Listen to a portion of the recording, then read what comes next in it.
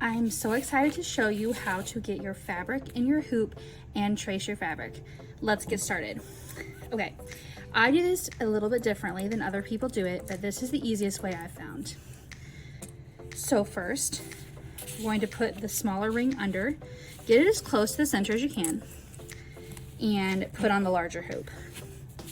You want it to be pretty tight, or at least as tight as you can, so the fabric is, you don't want it to be super loosey-goosey because then your stitches will look uneven and your fabric will pull. So that looks pretty good. So the next thing you're going to do is you're going to turn it over. Now this at the bottom, underneath here, consider that to be your workspace. We're going to put the pattern underneath. The outer edge of the circle, there are two circles on the pattern. The outer edge is where you're going to put the outer side of the hoop.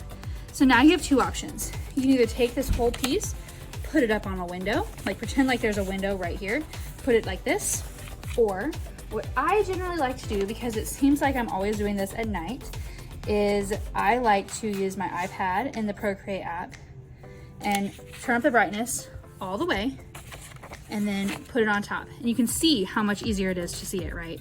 Just versus the other. And I can even tell, just looking at it this way, that the fabric isn't quite tight enough.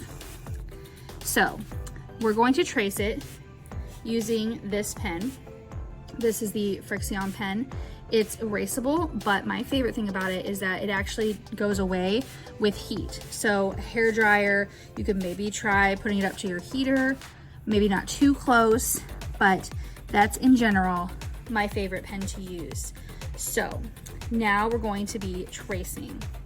You can decide if you want to trace the top part of the circle or not. I'm going to trace it, but if you decide, hey, I don't want this part, I'm gonna grab the finished one to show you. I know when I first started embroidering, circles made me extremely nervous. So a lot of my first projects, I didn't do the circle.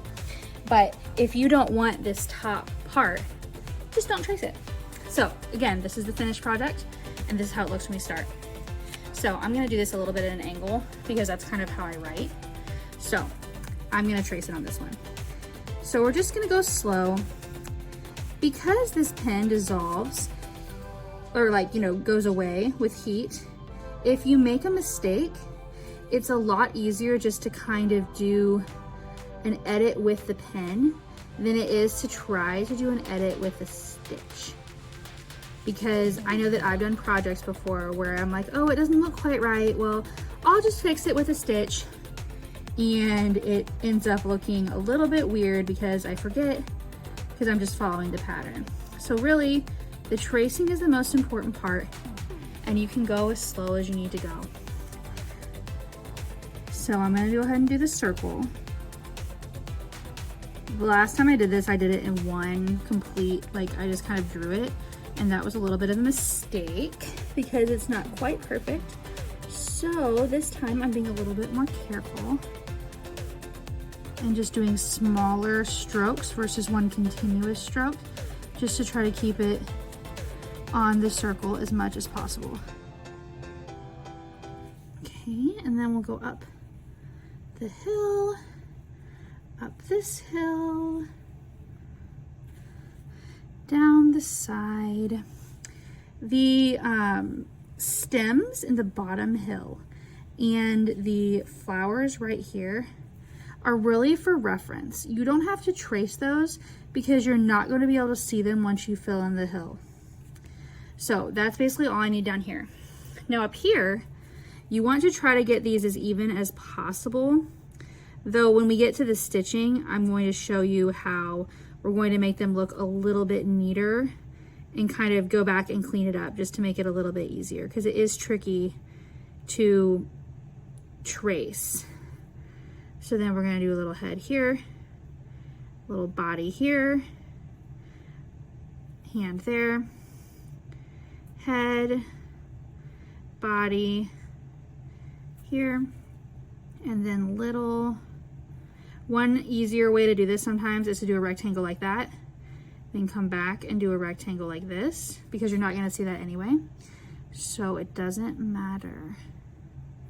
Okay, very close. All right, we are traced. And see, look at that difference. Like you can't even see the bottom now really at all. All right, so we've got our lovely pattern right here. And now we just have to turn it around. So we're gonna loosen it up. Sometimes I forget which way it's supposed to go.